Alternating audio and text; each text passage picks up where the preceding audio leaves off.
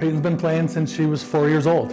We're from a small town, so in the winter, that's what you do. Her first year at U9, we had a female program, and she absolutely blossomed from there. So from then, she played in our small town of Wainwright until she was 12 years old, and then came to Lloydminster as a U13. Then this year, she was committed to, obviously, to this AAA Steelers. When I was watching her last year playing bantam for her team, she was one of the, a 200-foot player, works hard. Reached out to a couple of the younger girls, and we committed to them, and Peyton was one of the commitments that we had. Unfortunately, a week later, her dad called me about the bad news. January 20th, we were on a bus trip to Edmonton for a doubleheader that weekend, and she felt something just under her cheek here. I opened my mouth and it just was a shooting pain in my jaw. And so I felt around and I could just feel this tiny bump, like it was barely there. And I texted my mom, like, Mom, I think I have cancer, as like a joke. Stacy says, ha ha, I don't think it's cancer, but we'll get it checked out. So then on Monday, the process starts. Got the news like over the phone after school one day, and he told me it was rhabdomyosarcome, but I really didn't know what that was. On the 26th of April is when we were in a room with an oncology team telling us where it's at, and that she has stage 3, group 3 rhabdomyosarcome, which is a soft tissue cancer that had spread to her lymph nodes. And so that was tough, but the oncology team said, you know, it's very, very close to being terminal, to being stage 4, but we caught it in time, and we think with a long process, we can get it.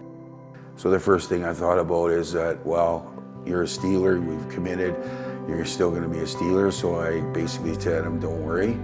I just want to make sure Peyton knows that no matter what, she'll be a Steeler for life. Obviously, it was hard to hear when one of your friends is diagnosed with that at such a young age, but you wouldn't even be able to tell. Like, she pushed through everything she's done, and it's so inspiring to be able to live with someone who's gone through all of it and never complains and just is happy to be here all the time. And we brought her in and we talked to her about whatever she could do on the ice and establish those things, and then be doing everything else off ice with us.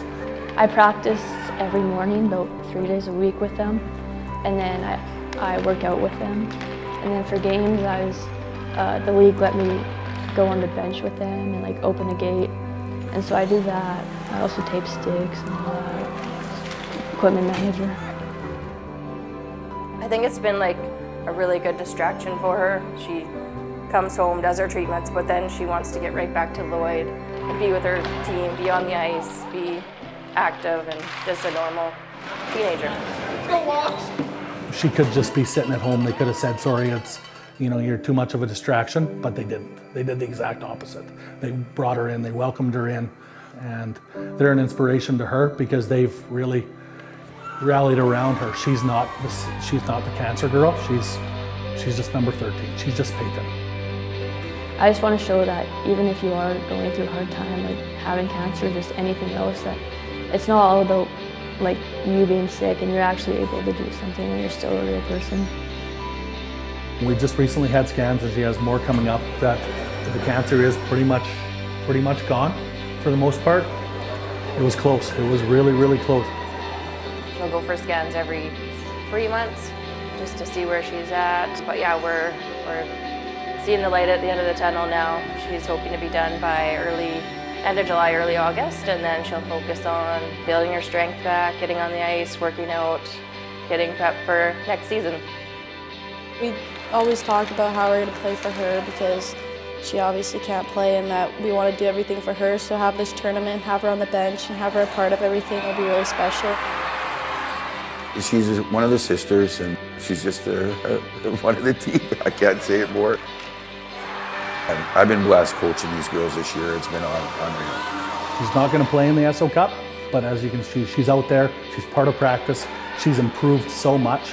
They're giving her a chance. They don't realize that that chance is saving her life as well, and we're forever grateful for everything we've received.